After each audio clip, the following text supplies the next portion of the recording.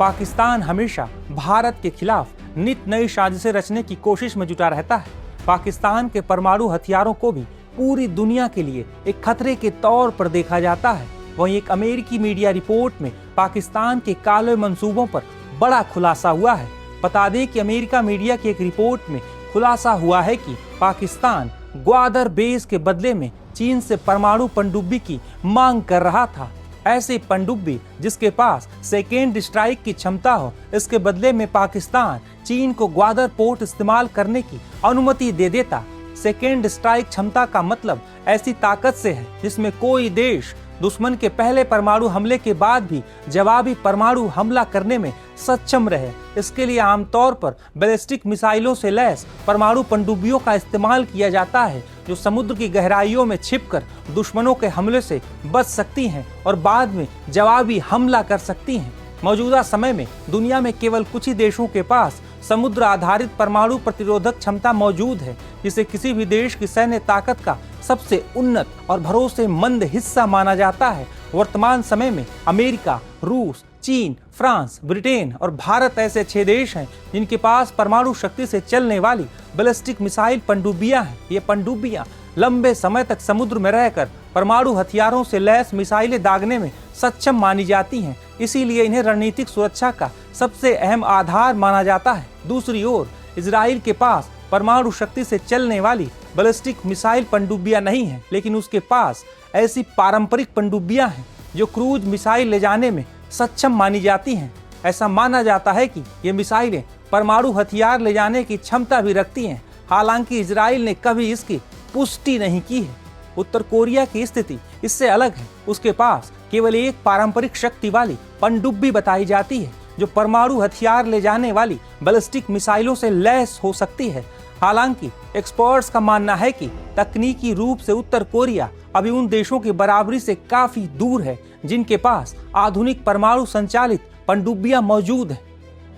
दरअसल 2024 की शुरुआत में पाकिस्तान ने चीन को निजी तौर पर यह आश्वासन दिया था कि वह ग्वादर को चीनी सेना के लिए एक अस्थायी अड्डे के रूप में विकसित करने की अनुमति देगा। हालांकि इसके बदले में पाकिस्तान ने चीन से परमाणु हथियार ले जाने में सक्षम पनडुब्बियों की मांग की थी।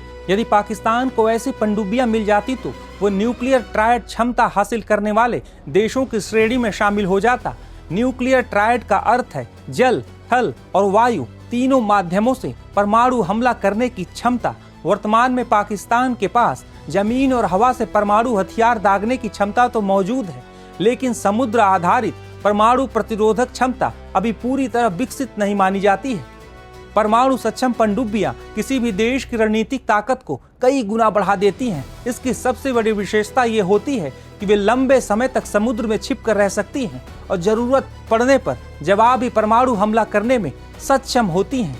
अमेरिकी मीडिया की इसी रिपोर्ट में यह दावा किया गया है कि चीन ने पाकिस्तान की इस मांग को उचित नहीं माना। चीन ने क्षेत्रीय तनाव, अंतर्राष्ट्रीय दबाव और परमाणु संतुलन को देखते हुए पाकिस्तान की इस मांग को ठुकरा दिया था।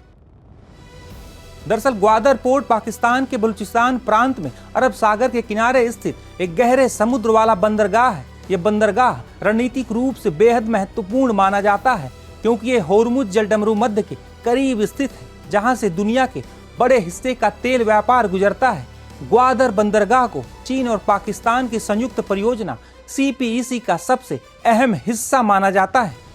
इस परियोजना के तहत चीन ने बंदरगाह के विकास, सड़क, रेलवे और अन्य बुनियादी ढांचे में बड़ा निवेश किया हुआ है। इसका उद्देश्य चीन को अरब सागर तक सीधी पहुंच देना और व्यापारिक मार्ग को आसान बनाना है। इस बंदरगाह की खासियत यह है कि ये चीन के पश्चिमी क्षेत्र शिनजियांग को समुद्री मार्ग से जोड़ने में मदद कर सकता है। इससे चीन को तेल और व्यापारिक सामान के परिवहन में समय और दूरी दोनों कम करने का फायदा मिल सकता है।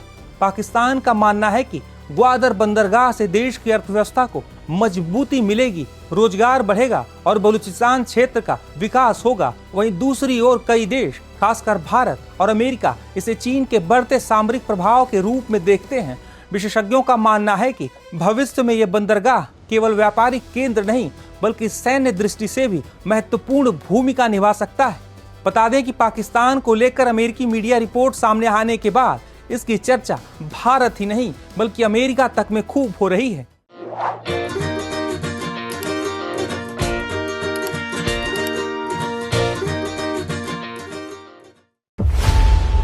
खबरों की रणभूमि में यहां शोर नहीं, सोच लड़ती है। जहां शब्द नहीं, फैक्ट्स वार करते हैं और हर सवाल खोलता है सच की नई परत।